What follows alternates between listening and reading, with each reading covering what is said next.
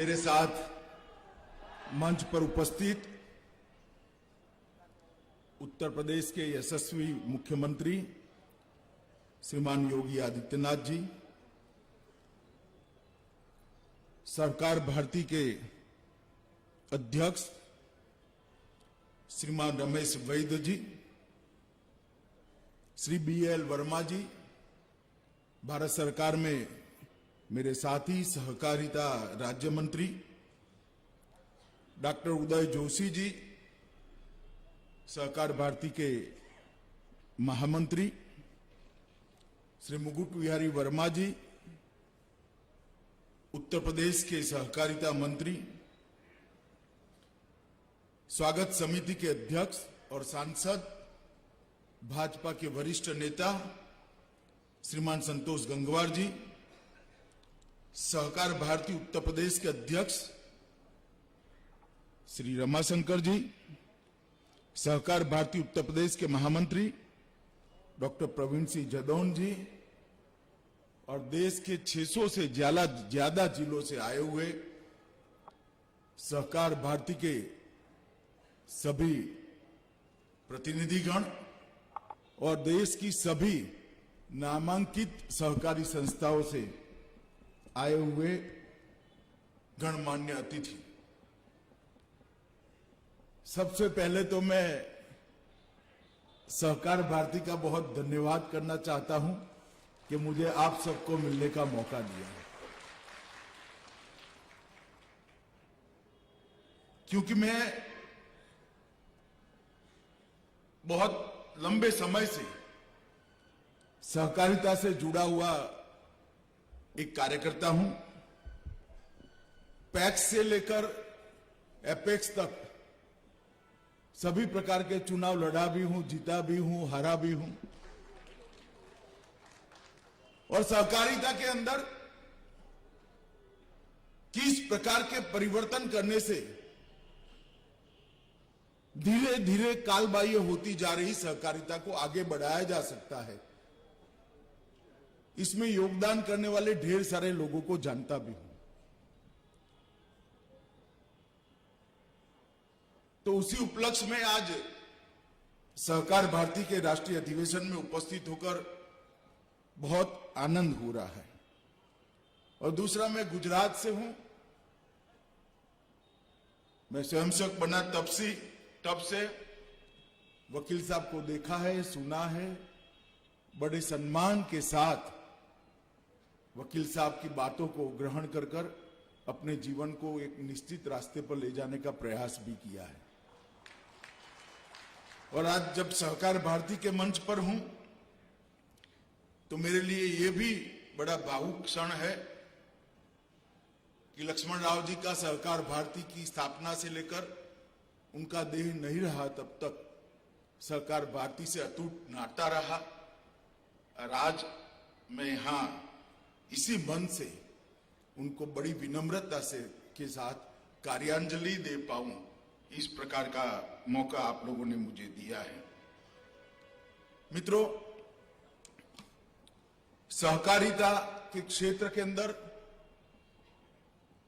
सहकारिता के सत्व के संरक्षण और संवर्धन करने वाली, सहकारिता के अंदर प्रशिक्षण की चिंता करने वाले, सहकारिता के अंदर को मूल रूप से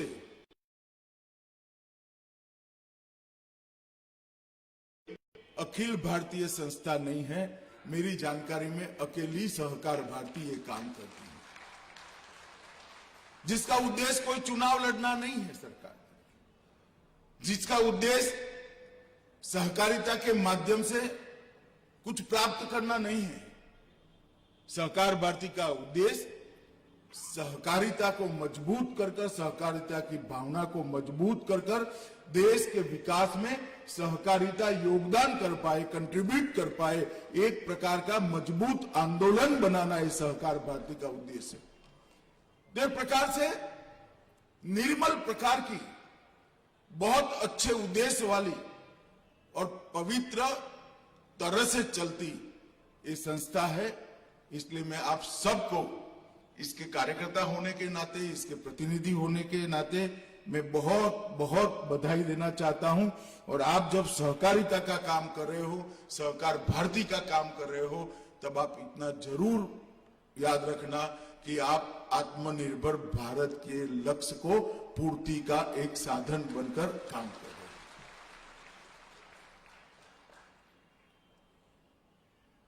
लगभग 27 प्रदेश, 600 से भी ज्यादा जिले और अनेक प्रकार की सहकारिता के क्षेत्रों के अंदर सहकार भारती ने अपना व्याप पहुंचाया है, अपने काम को पहुंचाया है।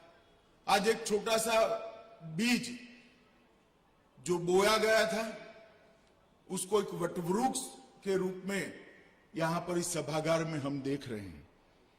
और ये आपका 7वें अधिवेशन में 600 जिलों से 3000 से ज्यादा प्रतिनिधि यहां आए हैं। वो बताता है कि सहकार भारती कितना अपने काम को बढ़ाने में इतने सालों के अंदर सफल हुई है।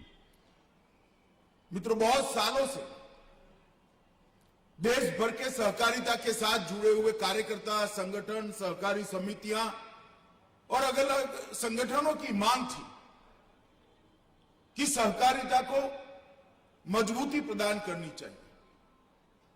सहकारिता को अगर मजबूती प्रदान करनी है तो भारत सरकार में एक अलग सहकारिता मंत्रालय बनाना चाहिए।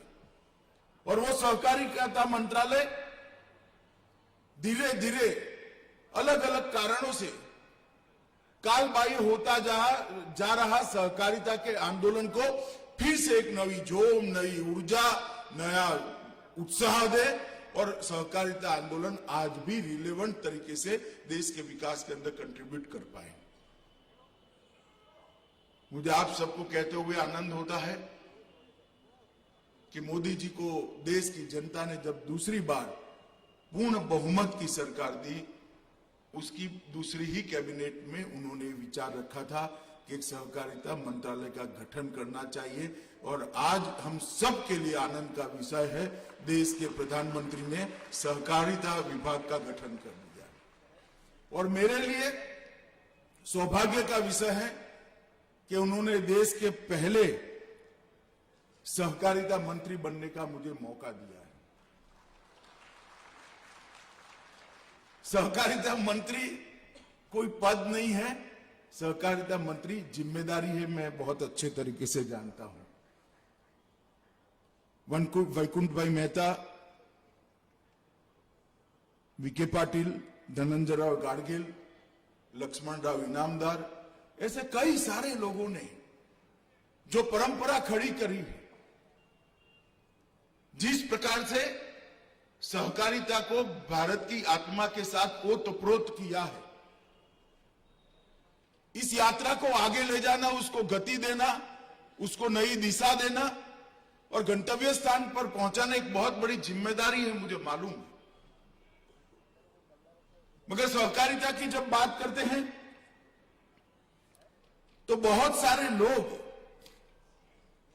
इस तरह से देखते हैं कि भाई अब कैसे है टिकेगा, इसकी रिलेवेंसी कितनी बच गई है, क्या कंट्रीब्यूट कर पाएगा। मैं सहकार मंत्री के नाते उन सबको ये मंच का उपयोग करते हुए कहना चाहता हूं कि आपको भी मालूम नहीं होगा कि आप जिस लिज्जत पापड़ को खाते हैं वो एक सहकारिता की सक्सेस स्टोरी है। देश के घर में हर रोज अमूल ब्रांड का दूध, दही या छाछ आप पीते हो, वो सहकारिता का एक सफल मॉडल है। देश भर के किसान जिस इफ्को या क्रिप्को के खाद का उपयोग करते हैं वो भी एक कोऑपरेटिव है। और इस सफल कोऑपरेटिव के जो मॉडल खड़े हुए हैं, इसके आधार पर ढेर सारे अलग अलग प्रकार के मॉडल खड़े हुए हैं। और उसका देश की इकोनॉमी में योगदान अगर देखना है तो शायद आज के अर्थतंत्र के अभ्यास करने वालों को इस ओर कभी ध्यान नहीं गया है। एग्रीकल्चर फाइनेंस में लगभग 19% से 22% शेयर कोऑपरेटिव्स का है। खाद के वितरण में 35% शेयर कोऑपरेटिव का है। खाद के उत्पादन में 25% शेयर कोऑपरेटिव का है। चीनी के उत्पादन में 31% शेयर कोऑपरेटिव का है। दूध की खरीदी और उत्पादन में लगभग 20% शेयर कोऑपरेटिव का है। गेहूं की खरीदी की व्यवस्था में 13% और धान की खरीदारी में 20% शेयर कोऑपरेटिव का है। मैं इसलिए बताता हूं कि इतनी बड़ी व्यवस्था सहकारिता के माध्यम से देश की चल रही है, जो देश को सुचारू रूप से चलाने में मदद कर रही है। और ये सारी गतिविधियों का मुनाफा किसी व्यक्ति के घर में नहीं जाता, किसी व्यक्ति के बैंक अकाउंट में नहीं जाता है। करोड़ों छोटे छोटे लोगों के बैंक अकाउंट में ये जमा हो जाता है। और मैं मानता हूं कि देश के अर्थतंत्र को गति देने में आने वाले दिनों में सहकारिता का योगदान बहुत बड़ा होने वाला है। और आत्मनिर्भर भारत का स्वप्न तो सहकारिता आंदोलन के अलावे सिद्ध ही नहीं हो सकता, क्योंकि सहकारिता ही एक ऐसा जरिया है जिससे छोटे से छोटे व्यक्ति को सम्मान दिलाने का, छोटे से छोटे व्यक्ति की आय को बढ़ाने का काम हो सकता है। आर्थिक विकास कई सारे रास्तों से किसी एक देश का संभव हो सकता है, मगर समप्रमाण आर्थिक विकास, हर व्यक्ति का आर्थिक विकास के अंदर योगदान हो, हिस्सेदारी हो और आर्थिक विकास का फायदा हर व्यक्ति तक पहुंचे, कुछ न कुछ फायदा पहुंचे, ये सहकारिता के सिवा संभव नहीं है।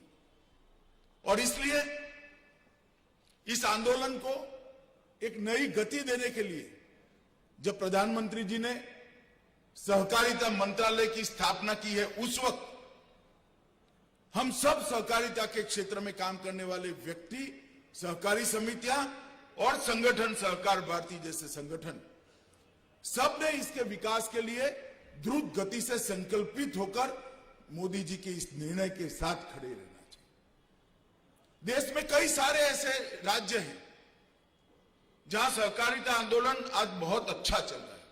गुजरात है, कर्नाटक है, महाराष्ट्र है, उत्तर प्रदेश में भी अब काफी सुधार हुआ है, मध्य प्रदेश में भी काफी अच्छा चल रहा है। कई सारे राज्य हैं, मगर कई सारे राज्य ऐसे भी हैं जहां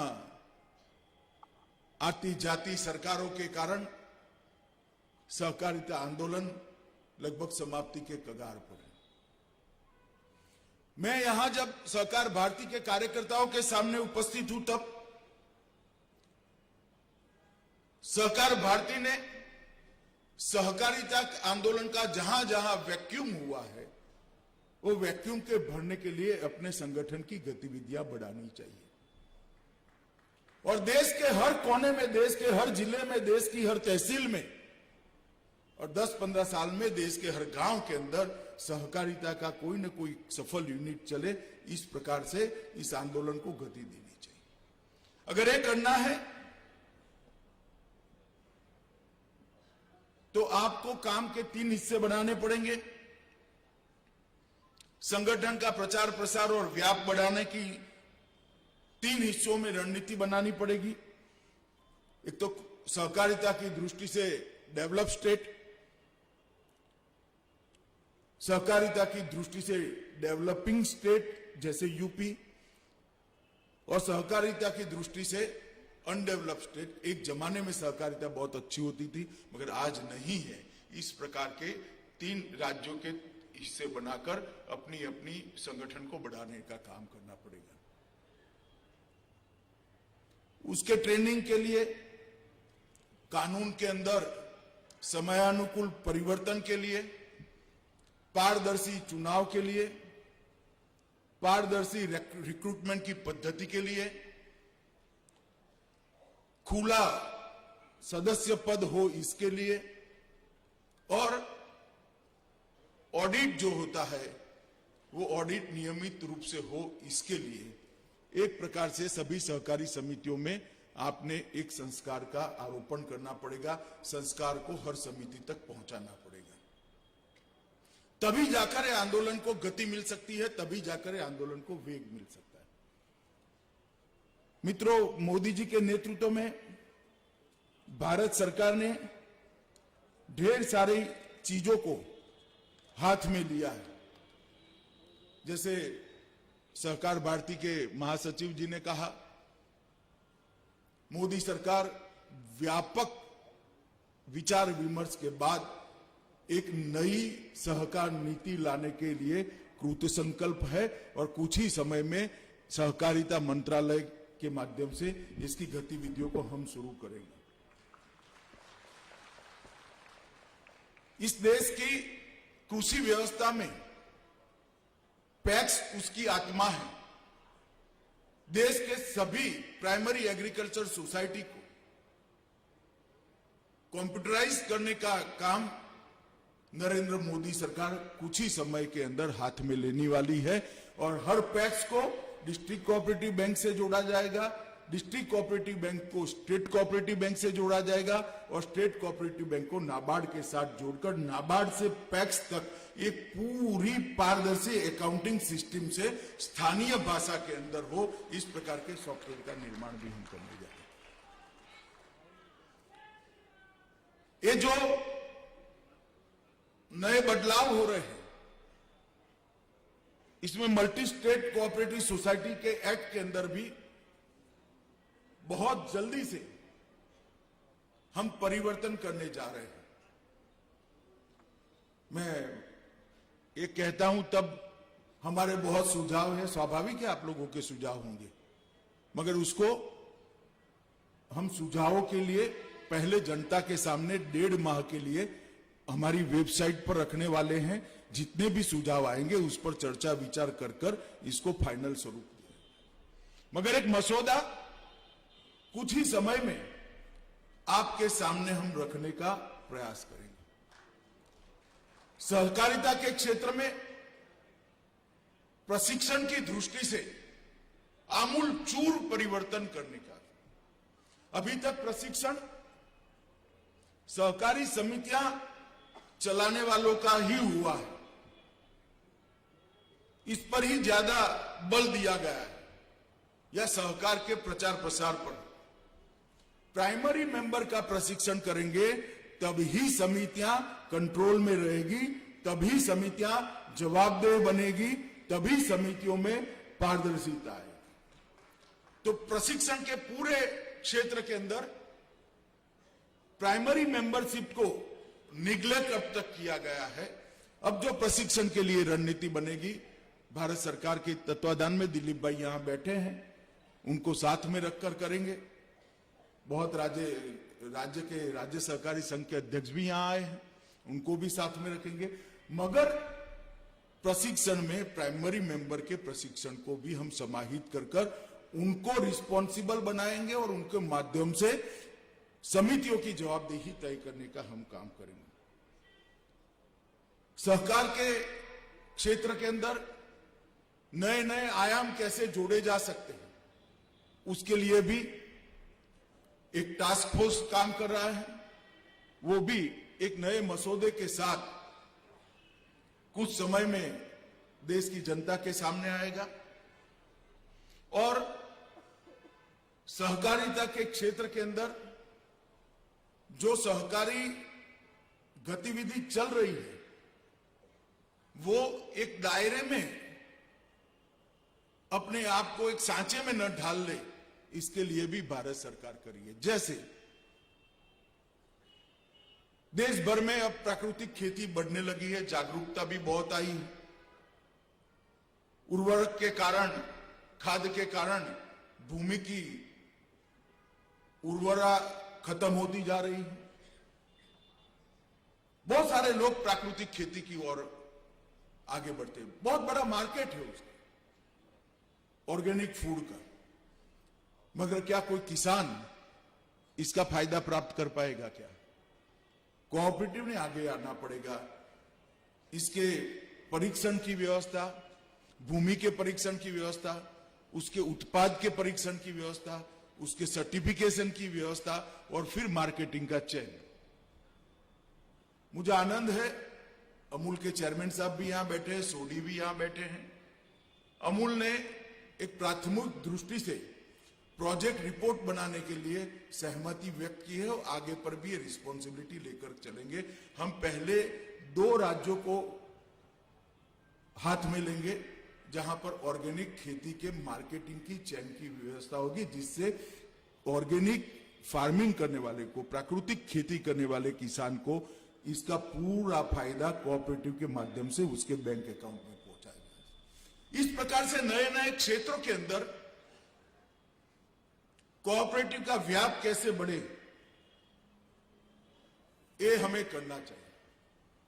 ढेर सारी बातें हैं मित्रों, आज एक ही दिन में मैं आपको बता नहीं सकता, मगर मैं इतना भरोसा दे सकता हूं आपको कि अब कोऑपरेटिव के साथ कोई सेकंड ग्रेड सिटीजन जैसा व्यवहार नहीं कर पाएगा, इतना मैं आपको भरोसा दूं।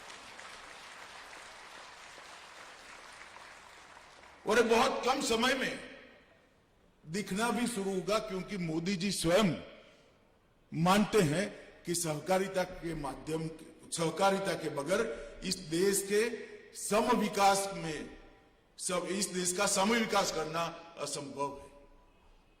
हर व्यक्ति का समान विकास ना कम्युनिस्ट थियरी से हो सकता है, ना पूंजीवादी थियरी से हो सकता है। सहकारिता एकमात्र मध्यम मार्गी रास्ता है जिससे सम विकास संभव है, और इस देश में कई अच्छे सहकारी मॉडल ने इसको करा है। 36 लाख बहनें अमूल में दूध देकर सम्मान के साथ जी रही हैं। बहुत बड़ा है, उदाहरण है, और यही मॉडल को हमने आगे बढ़ाना पड़ेगा। मगर आज जब मैं आपके बीच में बोल रहा हूं, तब मैं आप लोगों को भी कुछ कहना चाहता हूं।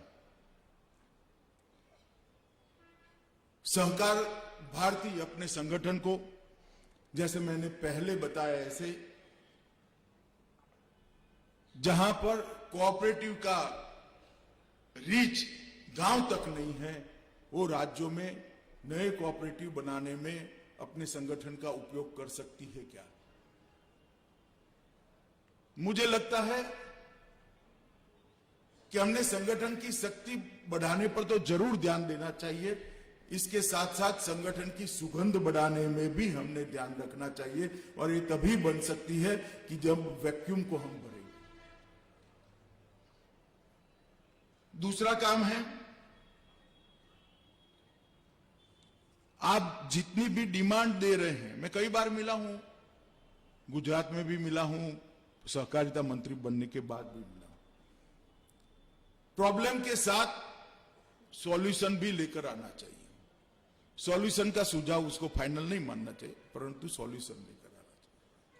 सहकारिता के क्षेत्र में ढेर सारी चीजें जो स्वस्थ रूप तरीके से नहीं चलती है, इसके लिए सहकार भारती ने थिंक टैंक कर काम कर इसके सॉल्यूशन पर अलग अलग क्षेत्र के एक्सपर्ट्स के साथ मिलकर काम करना चाहिए, और सहकारिता मंत्रालय को ये निष्कर्ष भी देने चाहिए। जैसे पारदर्शी चुनाव कैसे हो,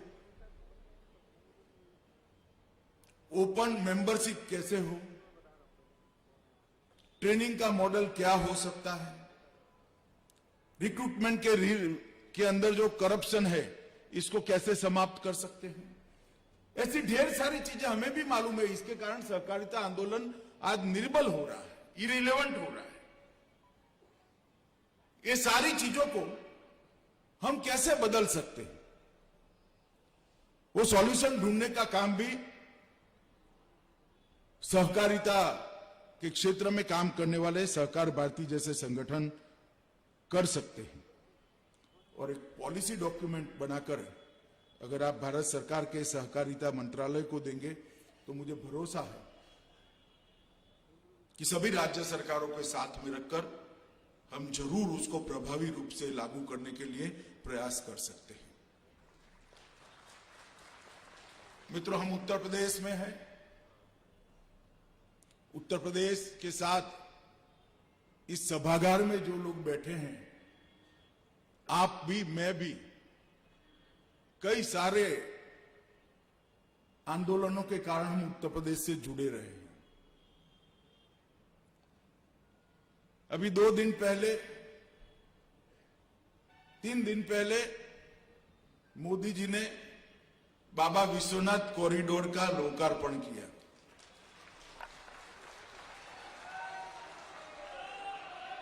और भगवान काशी विश्वनाथ का ये ज्योतिर्लिंग औरंगजेब से लेकर आज तक जो श्रद्धालु वहां जाता था वो दुखी होकर आता था।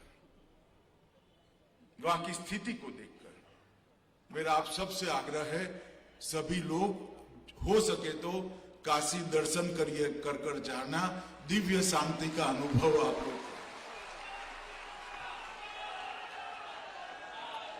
काशी विश्वनाथ धाम को भव्यता और दिव्यता देने का काम देश के प्रधानमंत्री जी ने किया है। कई सालों से अयोध्या में राम जन्मभूमि स्थान पर भव्य श्री राम का मंदिर बने, इसके लिए देश और दुनिया के कई लोग लगे रहे, मगर वो शुभ दिन नहीं आता था। जब दूसरी बार मोदी जी को पूर्ण बहुमत मिला, कुछ महीने पहले ही मोदी जी ने उसका भूमि पूजन किया है और कुछ महीने बाद ही श्री राम जन्मभूमि के दर्शन करने का हमें सौभाग्य। उत्तर प्रदेश एक ऐसा राज्य है जो देश का सबसे बड़ा सूबा है। 22 करोड़ की आबादी है। दुनिया के कई सारे देश की आबादी भी उससे 1/3 भी नहीं होती है। मगर कई सालों से यहां की राजनीतिक व्यवस्था चरमराई हुई थी। 2017 में मोदी जी के नेतृत्व में यहां 300 सीटों के साथ सरकार बनी। योगी आदित्यनाथ जी उसके मुख्यमंत्री बने और आज मैं विश्वास के साथ कह रहा हूं, यूपी आज कंट्रीब्यूटर है। यूपी देश के विकास का ग्रोथ इंजन बना। सारे माफिया, सारी अव्यवस्थाएं, सारे भ्रष्टाचार को एक 5 साल के अंदर ही यूपी की सीमाओं के बाहर रखने का काम भारतीय जनता पार्टी की योगी आदित्यनाथ सरकार ने किया है। और आप सब लोग जब यहां आए हैं तो मेरा आप सबसे आग्रह है और योगी जी से भी आग्रह है, बाबा विश्वनाथ का प्रसाद और काशी की पुस्तिका आप सबको वो दे, जिसको आप घर पे भी ले जा सकें। और जहां तक हो सके आप सभी लोग बाबा विश्वनाथ के दर्शन करके जाइए। यही मेरी आप सबसे अभ्यर्थना है। मैं बहुत आशाओं के साथ आप सबके बीच में आया हूं। सहकार भारती एक सहकारिता के क्षेत्र में नया बदलाव लाने के लिए नए सहकारिता विभाग की सहायक बनेगी, इसकी मुझे श्रद्धा है। बहुत बहुत अनंत शुभकामनाएं देकर मेरी बात को विराम देता हूं। वंदे मातरम।